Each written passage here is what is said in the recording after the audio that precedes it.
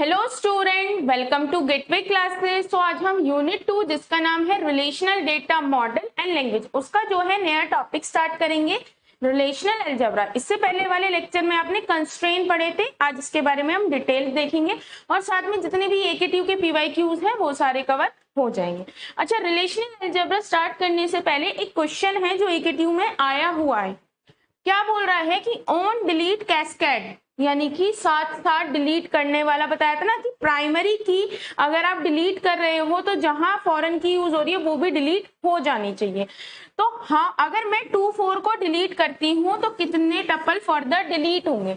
अब सपोज आपको ये टेबल दे रखी है, ये प्राइमरी की है यानी कि ये डुप्लीकेट नहीं होगी, ठीक है। अब ए जो है प्राइमरी की है, सी फॉरेन की, यानी कि एक ही टेबल के अंदर प्राइमरी की और फॉरेन की हो सकती है, कोई दिक्कत की बात नहीं है।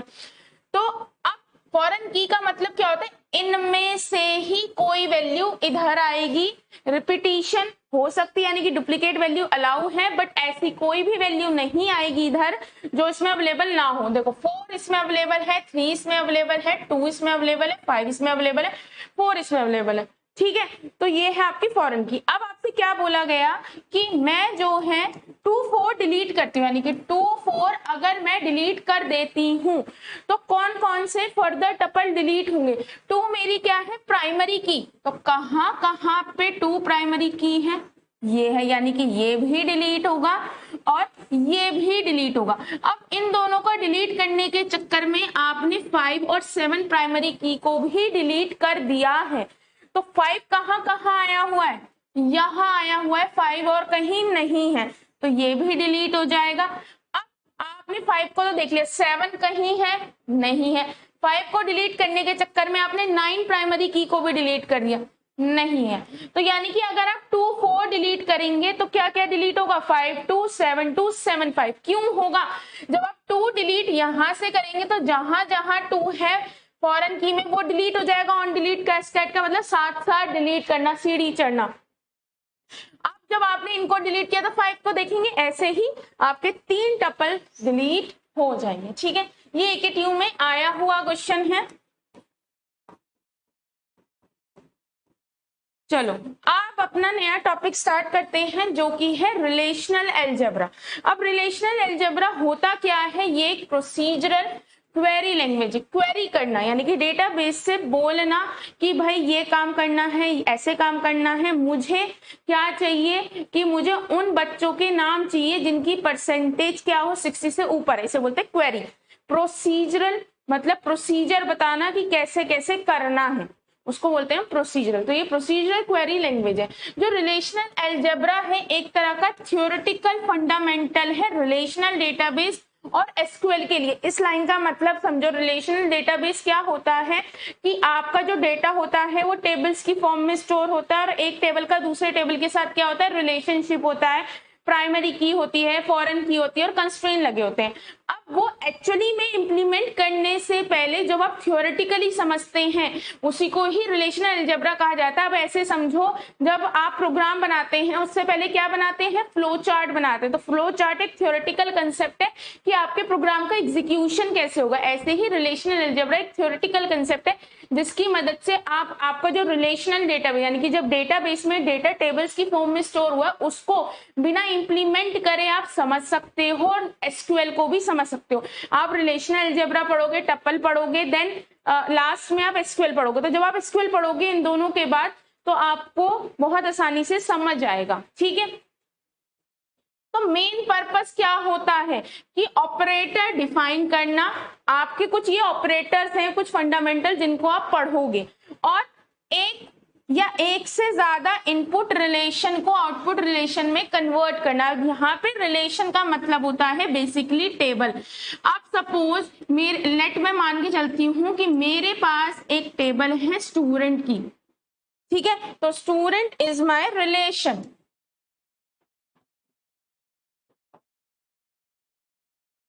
ठीक है। अब ऐसा हो सकता है कि मुझे सिर्फ इस टेबल से ही कुछ डेटा चाहिए हो। लेट मैं पहले इसको लिखती हूँ, मुझे सिर्फ नेम चाहिए स्टूडेंट के, तो एक ही रिलेशन से डेटा मिलेगा। अब ऐसा हो सकता है कि मुझे क्या चाहिए हो, दो टेबल से चाहिए हो, डिपार्टमेंट आईडी, आपका नेम और कुछ भी XYZ। जैसे यहाँ पे लिखा है 1 2 3 4, तो 1 रिप्रेजेंट कर रहा है CS को, 2 रिप्रेजेंट कर रहा है मैकेनिकल को, 3 रिप्रेजेंट कर रहा है आपका सिविल को, और यहाँ भी 3 है लेट, है ना। तो हो सकता है मुझे ABCD, मुझे क्या जरूरत हो, नेम की जरूरत हो कि हर एक स्टूडेंट कौन से डिपार्टमेंट नेम से बिलोंग करता है। तो मुझे दो टेबल को कनेक्ट करना पड़ेगा, यानी कि दो रिलेशन को कनेक्ट करना पड़ेगा। ये डिपार्टमेंट है, मैं ये बोल रही हूं कि मुझे सारे बच्चों के नेम चाहिए, तो बस मुझे इस रिलेशन की जरूरत है। लेकिन अगर मैं बोलती हूं मुझे उन सारे बच्चों के नेम चाहिए जो किसी ना किसी डिपार्टमेंट से बिलोंग करते हैं, साथ में मुझे डिपार्टमेंट नेम भी चाहिए, तो अब यहाँ पे कोई डिपार्टमेंट नेम तो अवेलेबल है नहीं, तो मैं ये बोलूंगी ए जो है डिपार्टमेंट ID 1 से बिलोंग करता है। ये दोनों अब कैसे कनेक्ट होगा वो हम सीखेंगे आगे, ये एक दूसरे से कनेक्ट होगा और मुझे आंसर में क्या मिलेगा, ए बिलोंग करता है CS से, बी बिलोंग करता है मैकेनिकल से, और आपका जो C है वो बिलोंग करता है सिविल से, और D बिलोंग करता है सिविल से। ठीक है, तो यही बोला गया है, एक या एक से ज्यादा इनपुट रिलेशन से एक आउटपुट रिलेशन बनाना, यानी कि आपको क्या एट्रीब्यूट मिलेंगे, नेम मिलेगा और आपका डिपार्टमेंट नेम मिलेगा एज एन आंसर। ठीक है, तो this is one of the way कि आप और इनको कैसे कनेक्ट करते हैं वो धीरे धीरे आप सीख जाओगे। ठीक है, तो आपके फंडामेंटल बेसिक ऑपरेटर कौन कौन से, एक तो selection, projection, union, set difference, set intersection, rename and Cartesian product, ये सारे जो हैं आपके 1 2 3 4 5 6 7 हैं जो आपके ऑपरेटर्स आपको पढ़ने हैं। अगर आप जो है रिलेशनल अलजेब्रा को समझ लोगे तो समझ लिया आपका 50% SQL आपको समझ आ गई। बस आपको सिंटेक्स समझना रह जाएगा कि भाई कैसे लिखते हैं, कैसे इंसर्ट करते हैं डेटाबेस में डेटा, कैसे उसे रिट्राइव करते हैं, सिर्फ इतना रह जाएगा सिंटेक्स। बट आपको जो लॉजिक होगा बैकएंड का वो सारा यही समझ आ जाएगा। अब सबसे पहले पढ़ते हैं सिलेक्शन, है ना। अब ये सिलेक्शन ऑपरेटर क्या करता है, ये नॉर्मली, अब देखो इसको ऐसे समझाती हूं, मेरे पास एक टेबल है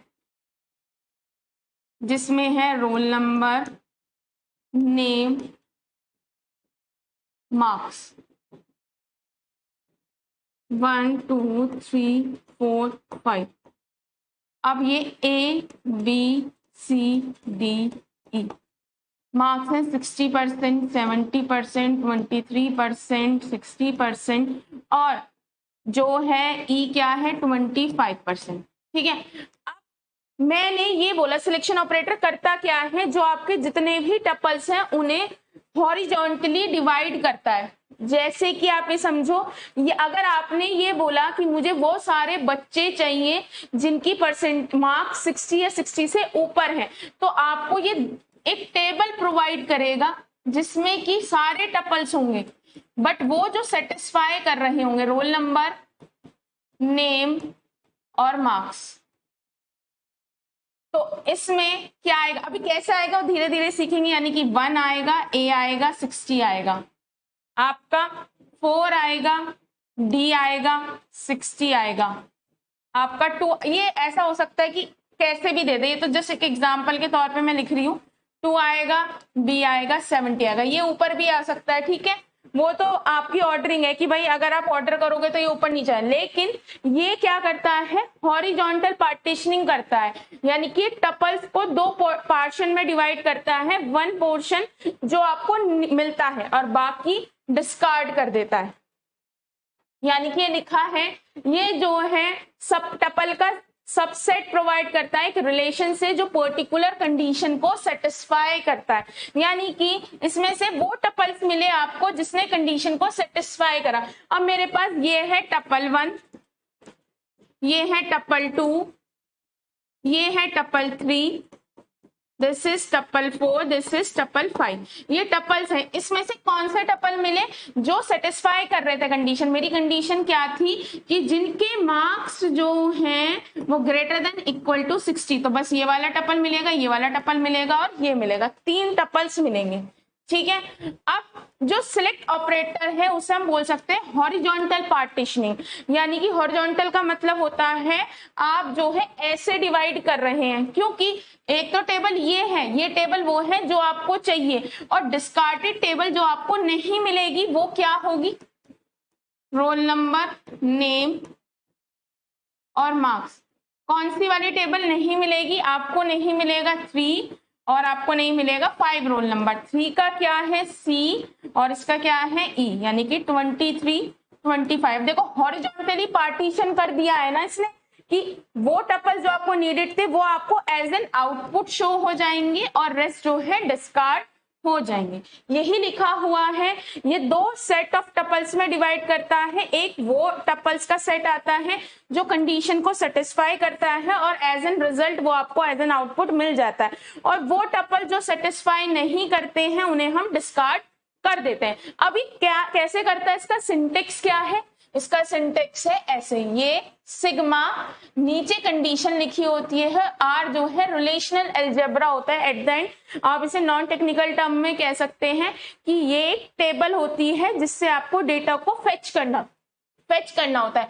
सिग्मा बोलते हैं, ये डिनोट करता है सिलेक्ट ऑपरेटर, यानी कि आप सिलेक्शन कर रहे हो कुछ टपल का पूरे, आप किसी एट्रीब्यूट को सिलेक्ट नहीं करते हो सिलेक्शन, इसकी मदद से आप कुछ टपल्स लेते हो, यानी कि सारे ही एट्रीब्यूट्स आएंगे। ऐसा कोई भी एट्रीब्यूट नहीं होगा जो अगर टेबल में है तो अवेलेबल नहीं होगा, आप पर्टिकुलर टपल्स को सिलेक्ट करना चाहते हो। और सी क्या है, सिलेक्शन कंडीशन, यानी कि किसके बेसिस पे आप सिलेक्ट करोगे। अगर मैं यहां लिखूं, अगर मैं इसे यहां लिखूं तो ऐसे लिखा जाएगा सिग्मा, नीचे लिखूंगी मार्क्स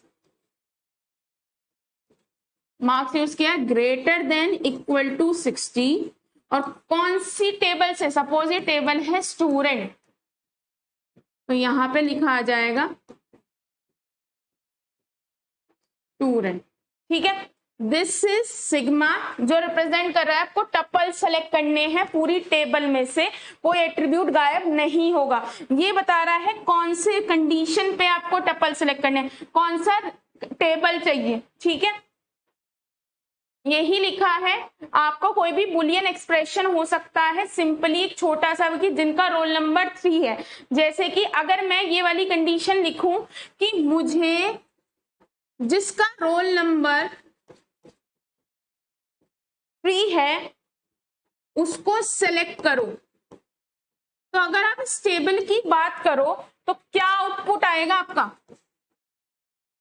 आपको एज एन आउटपुट मिलेगा 3 C और 23, और ऊपर लिखा हुआ मिलेगा, ये क्या है, रोल नंबर है, और ये क्या है, नेम है, और साथ में क्या है, मार्क्स। तो एज एन आउटपुट ये आपको मिलेगा। ठीक है, अब या फिर ऐसी बड़ी कंडीशन भी हो सकती है कि x की वैल्यू, मतलब सिंपल एक कंडीशन भी हो सकती है और साथ में आप कोई बड़ी कंडीशन भी लिख सकते हैं। ठीक है, अब R क्या एक रिलेशनल अलजेब्रा एक्सप्रेशन है जिसकी मदद से कोई भी रिजल्ट आएगा एज एन रिलेशन, यानी कि आपको एक टेबल मिलेगी। रिलेशन का मतलब होता है टेबल यहाँ पे। अब देखो एज एन एग्जाम्पल देखते हैं, ये आपको एक टेबल दे रखी है, स्टूडेंट नाम की टेबल है, यहाँ पर टेबल को रिलेशन ही बोलते हैं। ठीक है, जिसमें रोल नंबर प्राइमरी की है, बाकी सारे क्या है, एट्रीब्यूट्स हैं, इसके बारे में हमने कोई भी कंडीशन नहीं लगा रखी है, रोल नंबर कोई भी रिपीट नहीं है। अब इसमें नेम दे रखे हैं बच्चों के, डिपार्टमेंट है, इनकी फीस कितनी है और इनकी टीम कौन से टीम से बिलोंग करते हैं। मेरा क्वेश्चन है सिलेक्ट करो वो सारे स्टूडेंट जो किससे बिलोंग कर रहे हैं, टीम ए से, यानी कि अगर क्वेश्चन से देखा जाए तो ये दोनों स्टूडेंट मिलेंगे मुझे एज एन आउटपुट, यानी कि देखो हॉरिजॉन्टल पार्टीशनिंग हो रही है, आपने ये वाले टपल आपको एज एन आउटपुट मिल जाएंगे, ये वाले टपल डिस्कार्ड हो जाएंगे और रोल नंबर, नेम, सब कुछ, हर एट्रीब्यूट मिलेगा। अब इसे लिखोगे कैसे, सिग्मा जो यहाँ पे वेरिएबल लिखा है वो लिखोगे, कॉमा टीम ए। अब आपको पता है दिस इज अ करेक्टर, जब आप आगे जब मैं क्वेरी लिखना सिखाऊंगी तब मैं आपको सारी चीज बताऊंगी कि कैसे एंड यूज होता है, स्मॉल में यूज होता है, कैप्स में यूज होता है, वो सब मैं बताऊंगी। अभी तो जस्ट हम सीख रहे हैं, ठीक है। तो ये जो टीम लिखा है यहाँ पे क्या आएगा, ए। अब आपको पता है करेक्टर्स को हम जो है सिंगल कोट्स या डबल कोट्स में लिखते हैं, तो इसलिए आपने लिखा, और कौन से रिलेशनल अलजेब्रा से, इस टेबल से, यानी कि कहने को आपको टेबल लिखनी होती है पर वो रिलेशनल अलजेब्रा एक वर्ड यूज हुआ है, तो ये आपका आंसर आ गया, दिस इज योर आउटपुट। अगला क्वेश्चन क्या है, select all the student of the department ECE, यानी कि ECE डिपार्टमेंट के सारे स्टूडेंट सेलेक्ट होंगे। ये दो स्टूडेंट है whose fees are greater than or equal to 1000। अब ECE के दो बच्चे हैं बट जिसकी फीस 1000 के इक्वल है, या उस 1000 के लिए 10,000 लिखा हुआ है ना, जिनकी फीस 10,000 के इक्वल है या जो है ज्यादा है, तो कौन सा सिलेक्ट होगा, सिर्फ ये एज एन आउटपुट आपको आंसर मिलेगा, ठीक है। और साथ में वो किससे बिलोंग नहीं करना चाहिए, टीम ए से बिलोंग नहीं करना चाहिए, सही है। यानी कि इसने 3 कंडीशन दी है, पहले तो वो 2 स्टूडेंट उठाओ जो ECE से बिलोंग कर रहे हैं, जितने भी स्टूडेंट, तो 2 स्टूडेंट बिलोंग कर रहे थे, ये दोनों ही टीम ए के अलावा किसी और से, यानी कि other than team A, but जो ये वाली कंडीशन थी कि 1000 से क्या होना चाहिए, 10,000 के इक्वल या उससे ज्यादा, तो भाई ये वाला डिस्कार्ड हो गया, ये आपको एज एन आउटपुट मिला है। पहले देखो क्या यही आउटपुट मिल रहा है, यही मिल रहा है। अब इससे कैसे लिखेंगे, देखो मैं इसे यहां लिखती हूं। सबसे पहले आपकी चॉइस है, आप कैसे भी लिख सकते हो, मैं यहाँ पे आगे यही लिखा होगा। सबसे पहले आप लिखेंगे टीम जो है नॉट इक्वल टू, है ना, का लिखा है नॉट इक्वल टू, और कौन सी है, स्टूडेंट। अगर सिर्फ आप इतनी लाइन लिखते हो, यानी कि सिर्फ इतना ही लिखते हो, है ना, और कुछ नहीं लिखते हो, तो आपको कौन कौन सी मिलेंगे, आपको ये मिल जाएगा एज एन आउटपुट, अगर सिर्फ इतनी लाइन लिखते हो, और ये मिल जाएगा क्योंकि, और ये मिल जाएगा अगर सिर्फ यही कंडीशन लिखते हो कि not belong to team A, team A से बिलोंग नहीं करना चाहिए, तो ये तीनों एज एन आउटपुट आपको मिल जाएंगे। अब आगे क्या लिखा है, इसको थोड़ा सा इधर लिख देती हूं,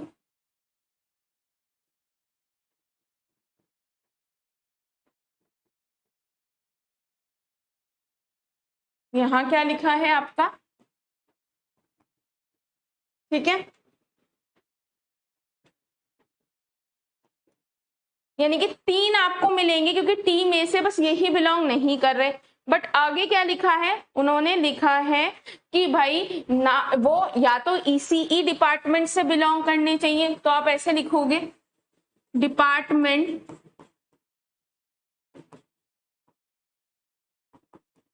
ECE हो, और साथ में क्या हो, जो फीस हो वो क्या होनी चाहिए, ग्रेटर देन इक्वल टू 10,000, है ना, यही चीज लिखी हुई है। यानी कि पहले जो ब्रैकेट में लिखा हुआ है, आपको पता है ब्रैकेट की प्रेसिडेंस ज्यादा होती है, तो सबसे पहले जो ये सबसे पहले क्या होगा, स्टूडेंट नाम की टेबल उठाई जाएगी, उसमें से वो वाले टपल उठा लिए जाएंगे जो टीम ए से बिलोंग नहीं कर रहे। इतना करने के बाद अगर आप सिर्फ इसकी बात करेंगे तो आपको 3 टपल मिलेंगे। अब आपसे क्या लिखा है, डिपार्टमेंट क्या होना चाहिए, ECE, डिपार्टमेंट ECE लिखते ही ये वाला जो है डिस्कार्ड हो गया, सिर्फ क्या बचे हैं, ये दोनों बचे हैं, है ना। अब अगला क्या लिखा है, साथ में आपकी क्या कंडीशन फुलफिल होनी चाहिए कि जो फीस है वो ग्रेटर देन इक्वल टू 10,000 होनी चाहिए। अगर ऐसे लिखा है तो ये वाला डिस्कार्ड हो गया। तो एज एन आउटपुट क्या मिला, 3 केल्विन EC 36000 और C। ठीक है, तो इस तरह से जो क्वेरी लिखी हुई है ये चलेगी। पहले ब्रैकेट, पहले ये टेबल उठाई जाएगी, फिर इसमें से वो उठाए जाएंगे जो टीम ए से बिलोंग नहीं करते, और उनमें से फिर ये दो कंडीशन देखी जाएगी। अब एक लाइन लिखी है कि ये क्या होता है, यूनरी ऑपरेटर होता है। यूनरी ऑपरेटर का मतलब है इसमें सिर्फ सिंगल रिलेशन या कह सकते हैं सिंगल टेबल का ही यूज किया जाता है। अब देखो ये जितना भी वर्क हो रहा है कितनी टेबल पे हो रहा है, एक ही टेबल पे हो रहा है, एक से ज्यादा टेबल पे नहीं हो रहा, तो यानी कि इसलिए से बोला जाता है यूनरी। अब अगली लाइन लिखी है, जो सिलेक्शन ऑपरेटर होता है वो कम्यूटेटिव होता है। कम्यूटेटिव का मतलब क्या है, देखो यानी कि जो कंडीशन 2 है, यानी कि दिस इज माय कंडीशन 2 और दिस इज माय कंडीशन 1, चाहे इन्हें रिवर्स कर दो, यानी कि कंडीशन 1 अंदर लिया, कंडीशन 2 बाहर लिखो, आंसर सेम रहेगा। अब देखो ये वाली तो आपने सीख ली थी कि जो टीम है नॉट इक्वल टू ए, और जो है ये आपने भी करके देखा। अब मैंने चेंज कर दिया, यानी कि टीम ए बाहर आ गया और पहले ये लिखा हुआ है। तो अब देखो स्टूडेंट जो है किससे बिलोंग करने चाहिए, ECE से। स्टूडेंट किससे बिलोंग करने चाहिए, ECE से। पहले क्या है, ये अंदर ले गए, और जो फीस है greater than equal to 10,000 sorry 1000 बोल रही बार बार 10,000, तो यानी कि ये हट जाएगा, सिर्फ ये बचा है। यानी कि आपको क्या मिलेगा, इतना करने के बाद आपको ये वाला एक टपल मिलेगा। अब इसके बाद क्या लिखा है, जो टीम ए है नॉट इक्वल टू ए होनी चाहिए, सही है, यानी कि सेम है, चाहे जो कंडीशन 1 है उसे पहले कर लो या कंडीशन 2 को पहले कर लो, आंसर सेम ही आएगा। आप करके देखेंगे आपको समझ आएगा कि सेम ही आ रहा है, तो इसलिए इसे बोला जाता है कम्यूटेटिव होता है नेचर। ठीक है, आपका ये वाला ऑपरेटर कंप्लीट होता है। अब आपका अगला ऑपरेटर आता है जिसका नाम है प्रोजेक्शन ऑपरेटर। प्रोजेक्ट करना यानी कि आप जैसे सिलेक्शन में क्या करते थे, कुछ पर्टिकुलर टपल्स को उठाते थे, एट्रीब्यूट पे कोई फर्क नहीं पड़ता था। प्रोजेक्शन का मतलब है वर्टिकल पार्टीशनिंग करना, कुछ पर्टिकुलर किसको पिक करना, एट्रीब्यूट्स को पिक करना रेदर देन कंप्लीट। ठीक है, अब देखो जो प्रोजेक्शन ऑपरेटर है वो पर्टिकुलर कॉलम्स को सिलेक्ट करता है टेबल में से, और कुछ कॉलम को क्या कर देता है, डिस्कार्ड कर देता है, रिमूव कर देता है। अब ऐसे समझो, एक एग्जांपल लेती हूं आपको।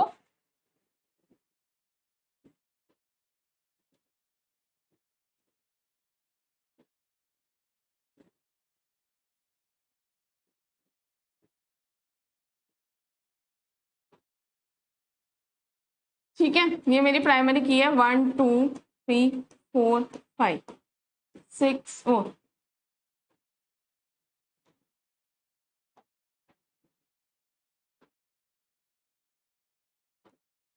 A B C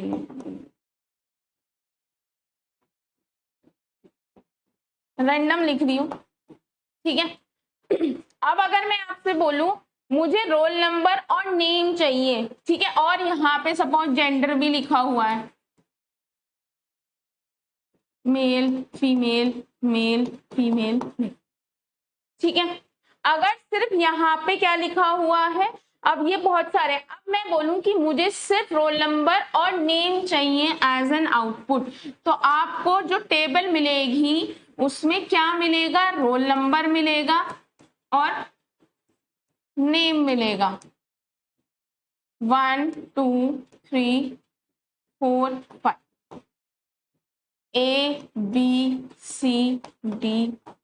यानी कि ये क्या कर रहा है, वर्टिकल पार्टीशनिंग कर रहा है, दो पार्ट्स में डिवाइड कर रहा है। यानी कि एक एट्रीब्यूट वो दे रहा है जो आपको चाहिए, और वो एट्रीब्यूट जो आपको नहीं चाहिए उन्हें क्या कर रहा है, डिस्कार्ड कर रहा है। देखो लिखा हुआ है वर्टिकल पार्टीशनिंग करता है एक रिलेशन को दो रिलेशन में, जो कॉलम आपको नीडेड होता है वो उसके पास रहता है, आपको मिल जाता है एज एन आउटपुट, और जो आपको नीड नहीं होता उसको क्या कर देता है, डिस्कार्ड कर देता है।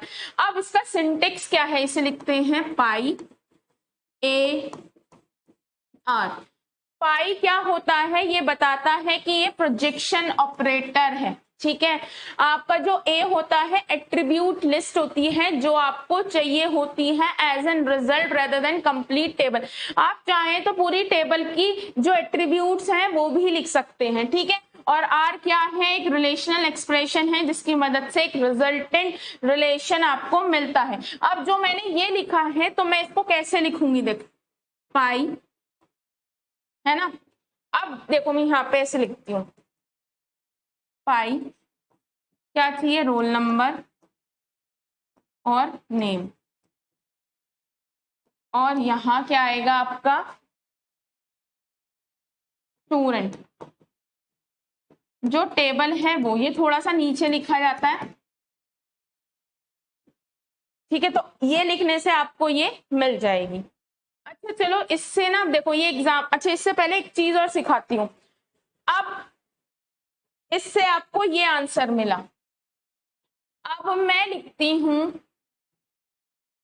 मुझे सिर्फ जेंडर चाहिए, किसमें से, स्टूडेंट टेबल से।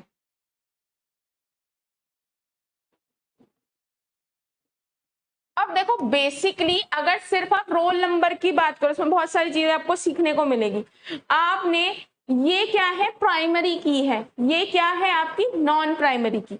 अब अगर मैं जेंडर को सिर्फ लेना चाहती हूं तो कितने टपल्स हैं, 1 2 3 4 5, 5 टपल नहीं आएंगे एज एन आउटपुट। आपको मिलेगा जेंडर में मेल एंड फीमेल, यानी कि आपकी डुप्लीकेट वैल्यू हट जाएगी, ठीक है।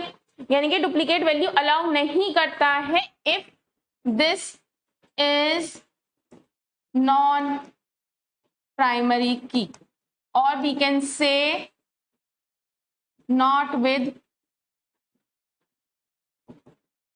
अब इस लाइन का मतलब समझना, नॉट विद प्राइमरी की का मतलब, अब सपोज मैं दूसरा लिखती हूं रोल नंबर, ये कई बार पेन कर देता है गड़बड़, रोल नंबर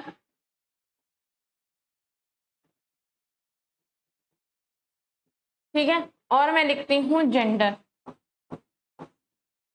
अब देखो यहां ये नॉन प्राइमरी की था तो ऑफ कोर्स आपका एक बार आ गया। अब सपोज रोल नंबर है तो क्या आउटपुट देगा ये, रोल नंबर है, रोल ऐसे है ना यहाँ पे एज एन, तो रोल ही लिखते हैं, जो वेरिएबल यूज किए जाते हैं उसको ही यूज करना है, रोल कॉमा जेंडर, ठीक है। तो 1 2 3 4 5। अब यहाँ पे male female male female male. आप कहेंगे मैम तो डुप्लीकेट वैल्यू है, नहीं डुप्लीकेट वैल्यू नहीं है, क्योंकि रोल एक ऐसा है कि प्राइमरी की है, ये डुप्लीकेट नहीं हो सकता। तो 1 मेल कहीं और रिपीट हो रहा है, नहीं।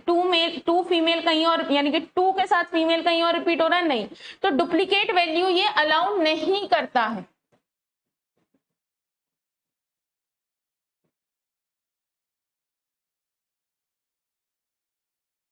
ठीक है। अब सपोज एक और एग्जांपल अभी आगे लेंगे जिसमें, अब देखो अगर इसमें बात करें नेम और मोबाइल की, तो ऑफ कोर्स यहाँ पे नॉन प्राइमरी की भी वर्क कर रही है क्योंकि यहाँ पे डुप्लीकेसी नहीं है। लेकिन अगर मैं एक एग्जांपल लूं,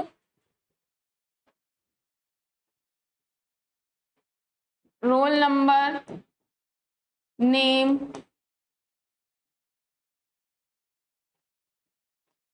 जेंडर, ठीक है, 1 2 3 4 5, A B C B, male male, ये सेम इसलिए लिख रही हूं ताकि अब यहाँ पे फीमेल।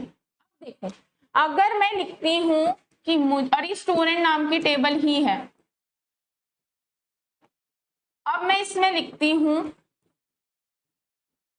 रोल, रोल को हटा दे, रोल नंबर को।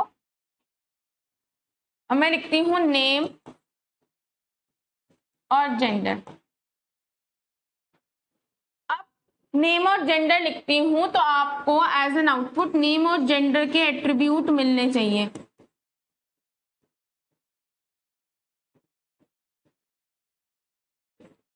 अब देखो ए रिपीट हो रहा है और इधर दोनों मेल है, तो ए एक बार आएगा। अब देखो ऐसा अगर मैं यहाँ पे लिख देती हूँ साथ साथ, ये क्या है मेल। बी दो बार रिपीट हो रहे हैं बट एक फीमेल है एक मेल है, तो बी दो बार आएगा क्योंकि एज एन कॉम्बिनेशन ये जो है दोनों अलग है। बी एक फीमेल है बी एक मेल है, लेकिन यहाँ पे ए दोनों क्या थे, मेल थे।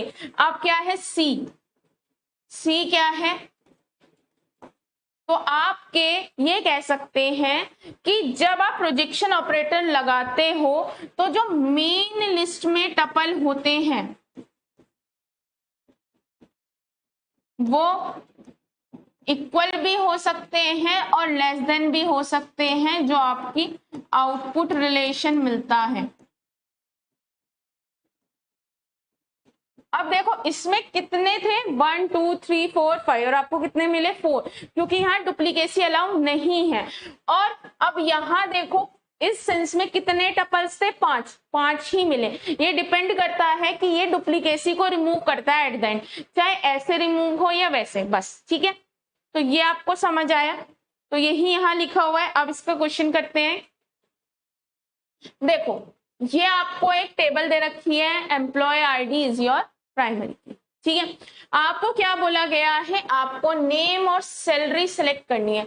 अभी देखो नेम कोई भी रिपीट नहीं हो रहा है और ना ही कोई सैलरी रिपीट हो रही है, तो नेम और सैलरी एज एन एट्रीब्यूट्स आपको आउटपुट मिल जाएंगे, यानी कि जितने टपल्स थे उतने ही टपल्स आपको एज एन आंसर मिल गए।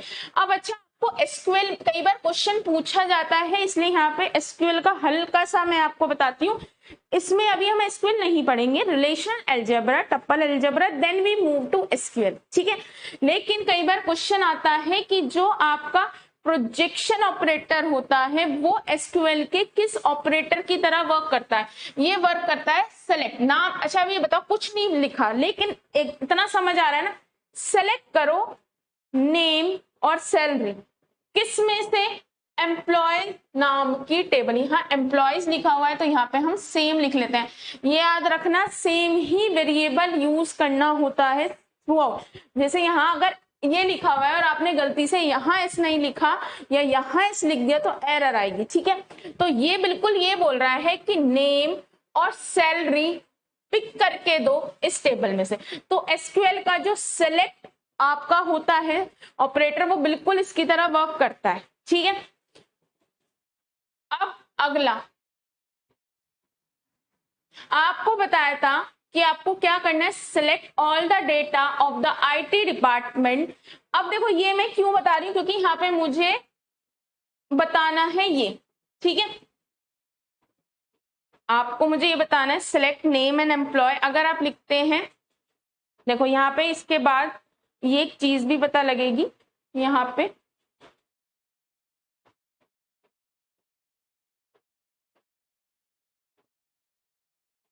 अब देखो अगर आप एसक्यूएल में ऐसे लिखते हैं, अब मैंने क्या बोला, select all the data of the IT department employee. अगर आईटी डिपार्टमेंट एम्प्लॉय का डेटा लिखना है तो आप इसमें से कैसे लिखोगे, अगर आप sigma department IT, sigma department IT employee, तो आपको दोनों का एज एन रिजल्ट मिल जाएगा। लेकिन अगर यही चीज आपको एसक्यूएल में लिखनी हो तो आप कैसे लिखेंगे, स्टार ऑपरेटर का यूज करके, यानी कि सेलेक्ट के आगे अगर आप पर्टिकुलर एट्रीब्यूट्स दे रहे हैं नेम और सैलरी तो वो बिल्कुल किसकी तरह करता है, प्रोजेक्शन की तरह। लेकिन अगर आप स्टार लगा देंगे तो ये बिल्कुल किसकी तरह वर्क करेगा, बिल्कुल आपके सिग्मा की तरह।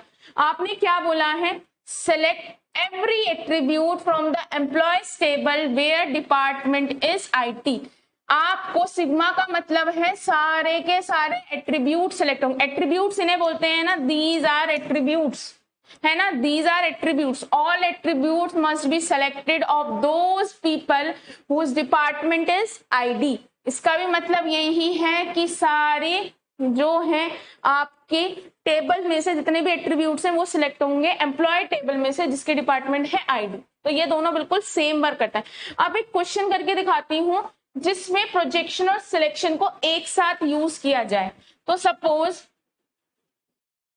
मैंने लिखा, पहले आपको प्रोजेक्शन से पहले सिलेक्शन यूज करना होता है, प्रेफरेंस दी जाती है। अगर मैंने लिखा, क्वेश्चन देखती हूँ, हाँ चल, डिपार्टमेंट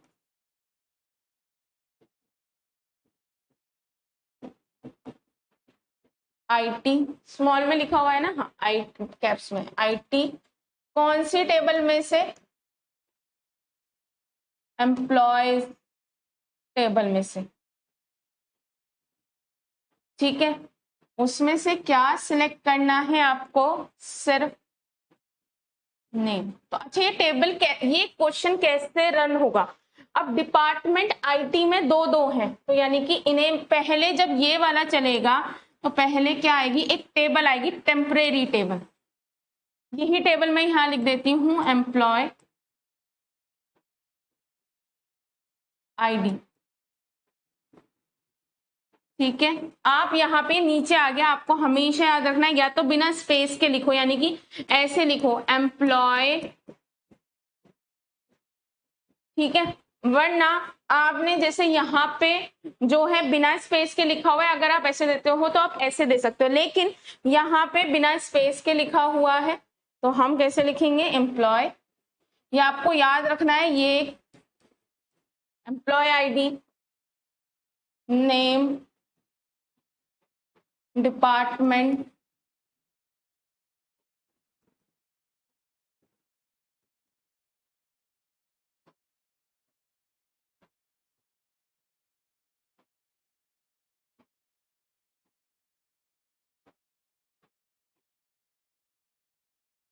ठीक है, 2 और 3।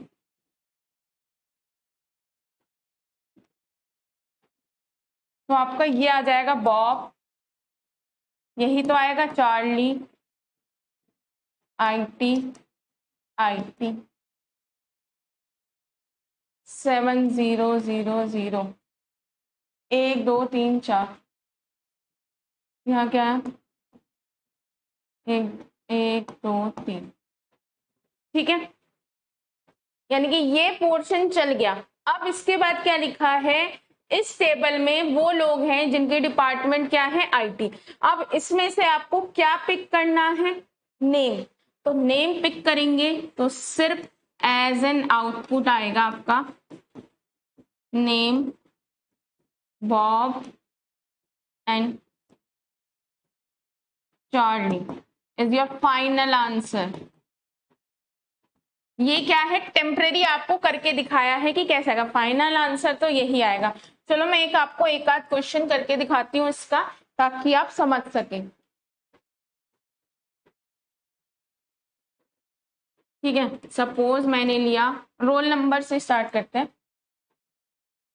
Role name,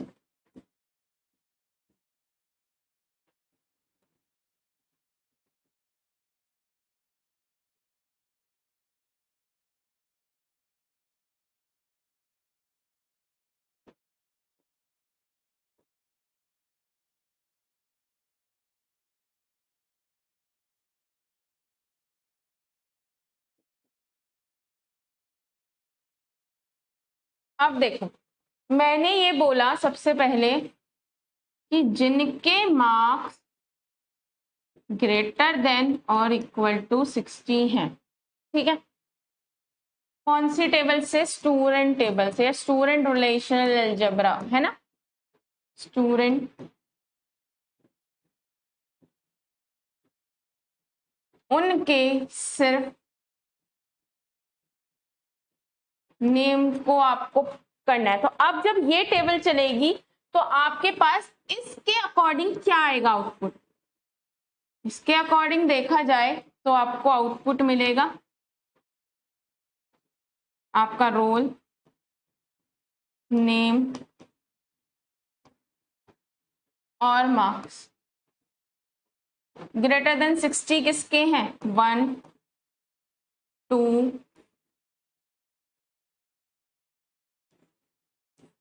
3। तो 1 क्या है, ए बी, और यहाँ पे क्या है 60 60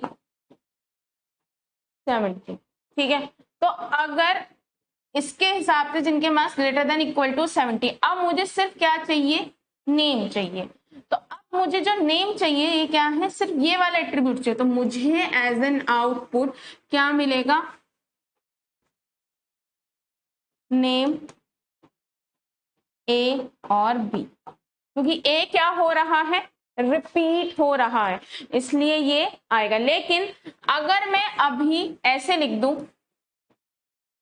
नेम एंड रोल, या अच्छा पहले रोल ही लिखते हैं, और ये उसी ऑर्डर में आते हैं जिस ऑर्डर में आपने यहाँ लिखा होता है। पहले रोल लिखा है तो रोल पहले आएगा, पहले नेम लिखा है तो पहले नेम आएगा।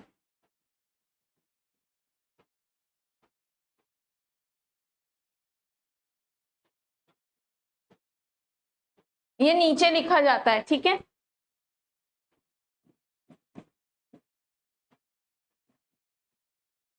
अब ये वाली टेबल तो मिलेगी ही, अब मुझे क्या चाहिए, रोल और नेम चाहिए। भाई देखो ये तो बिल्कुल सेम लिखा है, तो यहाँ पे मुझे इक्वल ही टप्पल मिलेंगे जितने 60 के बाद करने के बाद आए थे, क्योंकि रोल क्या है, एक प्राइमरी की है और प्राइमरी की डुप्लीकेट नहीं होती। अब यहाँ पे चेक करा जाएगा क्या 1A कोई और है, नहीं है, 2A कोई और है, नहीं, A अकेला था बट ये नहीं है। तो ये आपको समझ आया, ठीक है।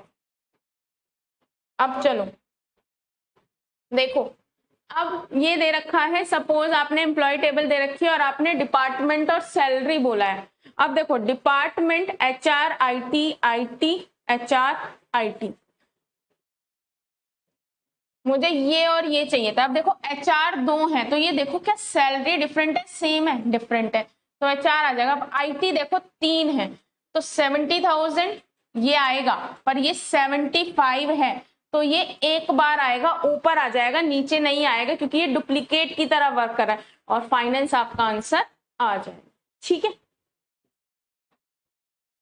अब अगला आता है, लेकिन अगर सिर्फ मैंने सैलरी बोला होता, तो अब देखो सिर्फ सैलरी बोला होता तो मेरे पास 75,000 75,000 75,000 3 बार है, तो ये एक बार आता, 60,000 आता 1, ये आता 2, है ना। देखो 60,000 70,000 75,000 और 62,000, तो डुप्लीकेट वैल्यू अलाउ नहीं है। ठीक है, if the attribute list include non key of the R, duplicate key are likely to occur. Duplicate key आती है, डुप्लीकेट वैल्यू आती है, पर प्रोजेक्शन ऑपरेटर जो है रिमूव कर देता है डुप्लीकेट वैल्यू।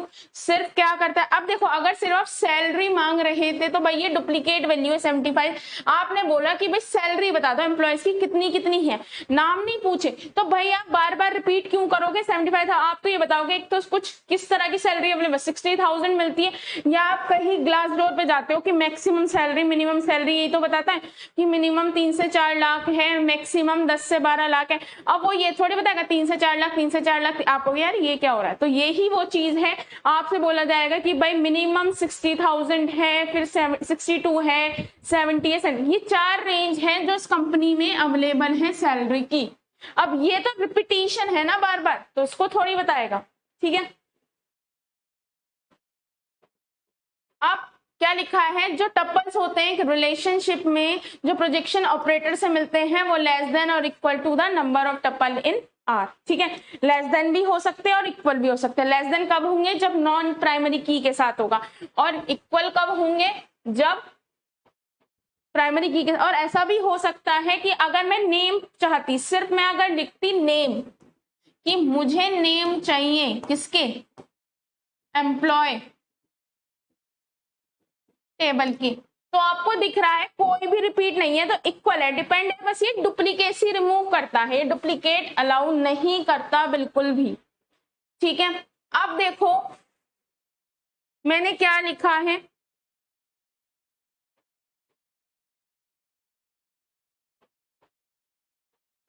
हाँ मैं आपको बताती हूँ कि जैसे आपने देखा था कि जो आपका सिलेक्शन ऑपरेटर था वो कम्यूटेटिव इन नेचर था, लेकिन जो आपका प्रोजेक्शन ऑपरेटर होता है वो कम्यूटेटिव नहीं होता। कैसे?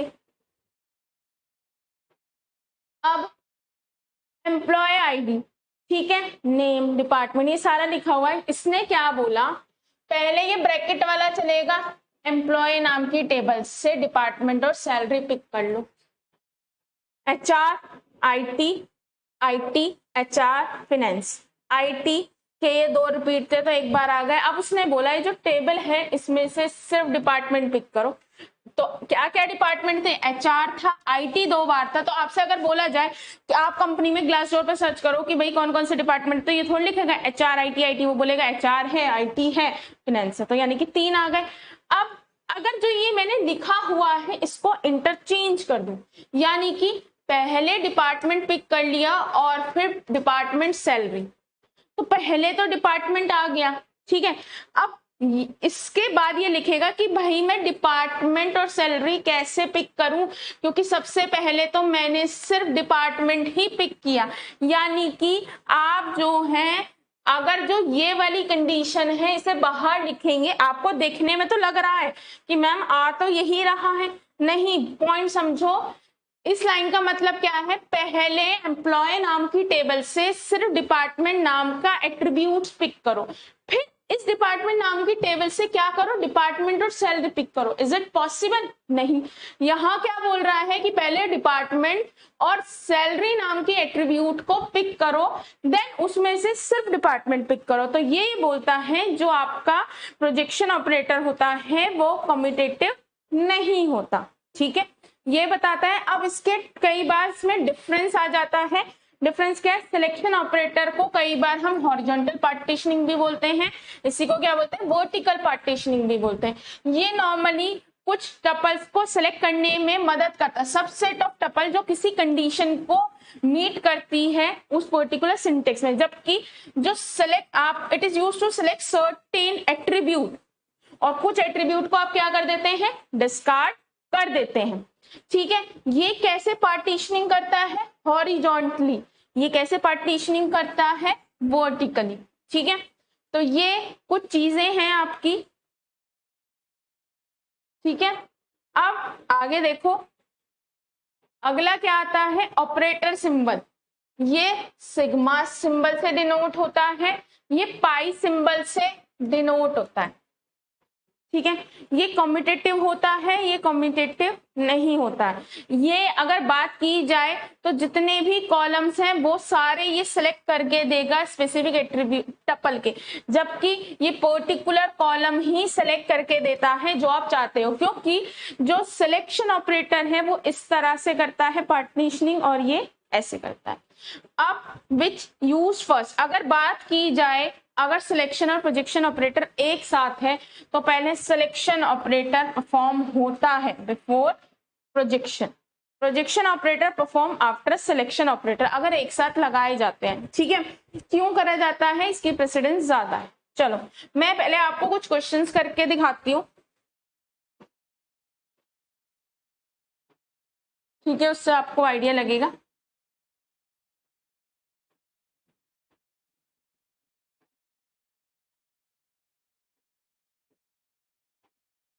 नेम, रोल नंबर, ठीक है, मैंने यहाँ लिख दिया, प्राइमरी की है, मोबाइल, एड्रेस।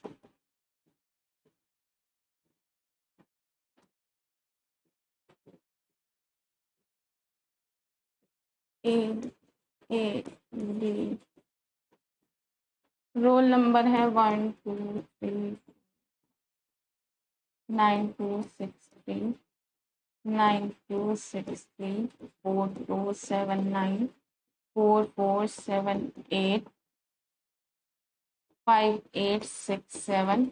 एड्रेस एड्रेस को मैं A1 A2 में लिख लेती हूँ, A1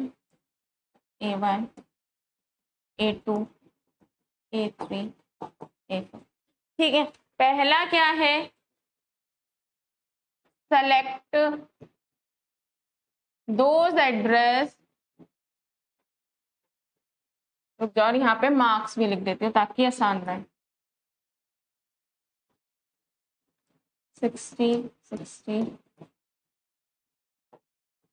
select those address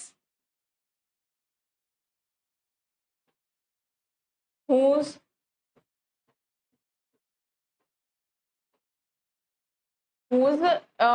name is A and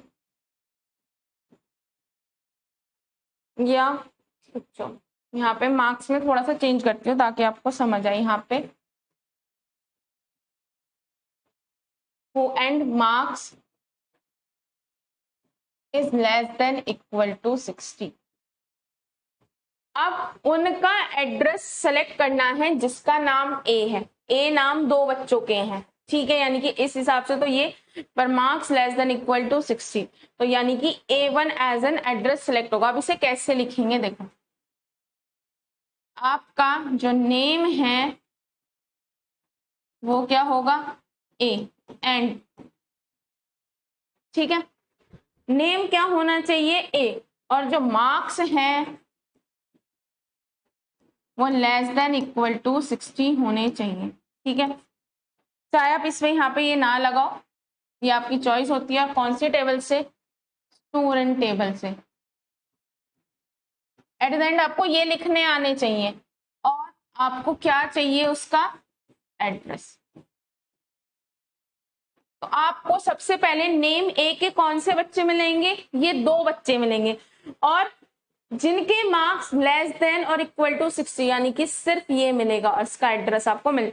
आपको टेबल नहीं बनानी, एट द एंड आपको ये लिखना है, ठीक है। दिस इज द क्वेरी जो आपको इसकी लिखनी है। अब दूसरा, select marks of all student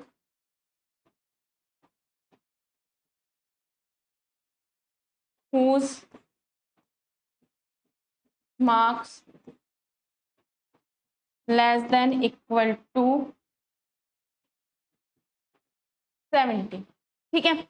अब आपको मार्क्स सिलेक्ट करने हैं सारे स्टूडेंट के जिनके marks less than equal to 60 है। तो देखो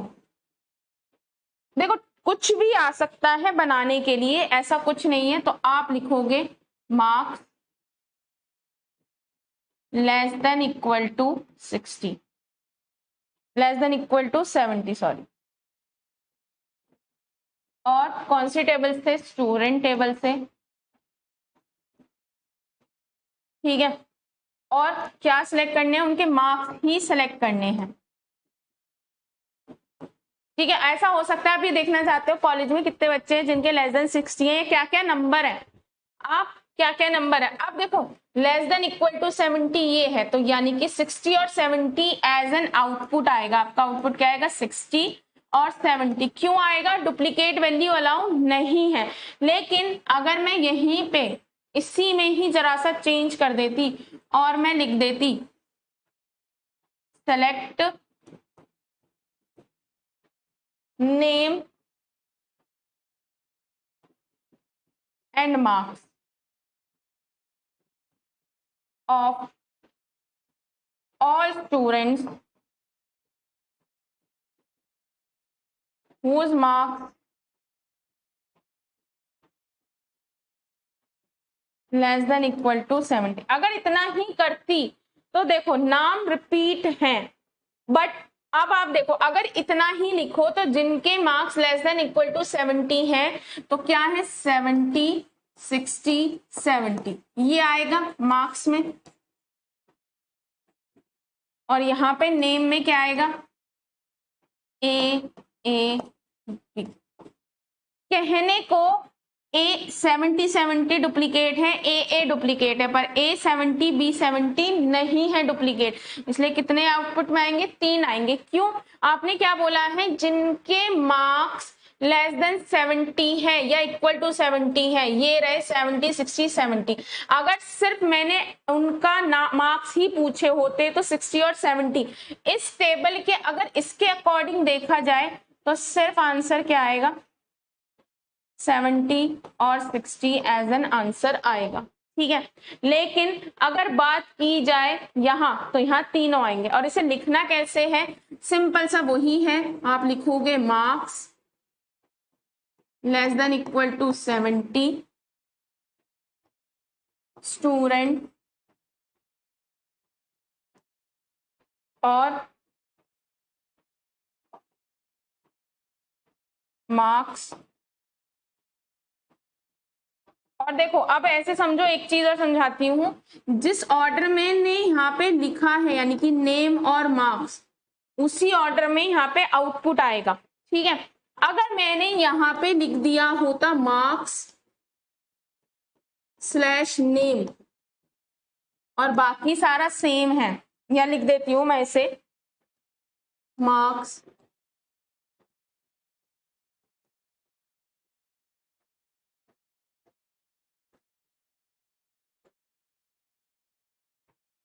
अगर मैंने ये लिख दिया होता तो फिर क्या आंसर आता?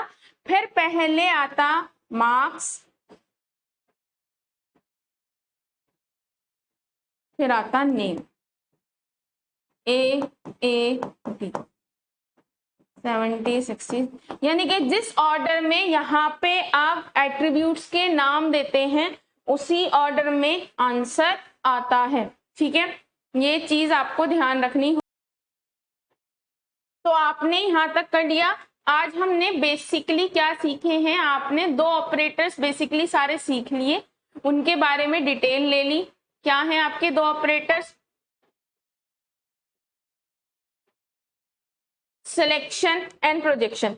आगे आप जो हैं इन जो बाकी बचे union, set difference, set intersection और कार्टेशियन, आपको नाम से ही पता चल रहा है यूनियन या कार्टेशियन प्रोडक्ट करना, ये आपने सेट में सीखा था ना आपका डिस्क्रीट मैथ में। तो कार्टेशियन प्रोडक्ट क्या होता है? दो टेबल के बीच में होता है। इंटरसेक्शन भी बेसिकली दो टेबल के बीच में होता है, डिफरेंस भी, यूनियन भी। ठीक है, तो ये दोनों क्या होते हैं? यूनरी ऑपरेटर है।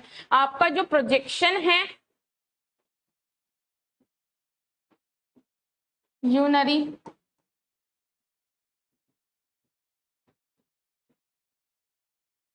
ये भी, बट जो ये हैं आपके सेट डिफरेंस, ये बाइनरी होते हैं, यानी कि ज्यादातर दो टेबल्स में यूज होते हैं।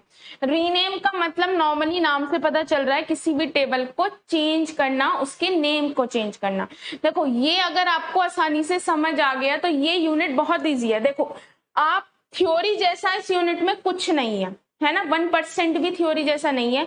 और जो थ्योरी है वो भी एक तरह की आपके न्यूमेरिकल बेस्ड ही है। तो इस यूनिट से कई बार क्वेश्चन आ जाता है कि रिलेशनल, अगर उसे पेपर इजी बनाना है तो बोलेगा रिलेशनल अलजेब्रा के जितने भी ऑपरेटर्स हैं उन्हें एक्सप्लेन करो, सारे एक्सप्लेन कर देना। बट जो आप ये समझो 60% जो है इस पे क्वेश्चन आएंगे। और क्वेश्चन होते क्या है? जैसे ये आपको एक टेबल, आपको टेबल नहीं दे रखी होगी, आपको दे रखा होगा ऐसे कि स्टूडेंट रोल नंबर, प्राइमरी की है, नेम और मार्क्स। और आपसे क्वेश्चन पूछा जाएगा कि सिलेक्ट करो स्टूडेंट नेम,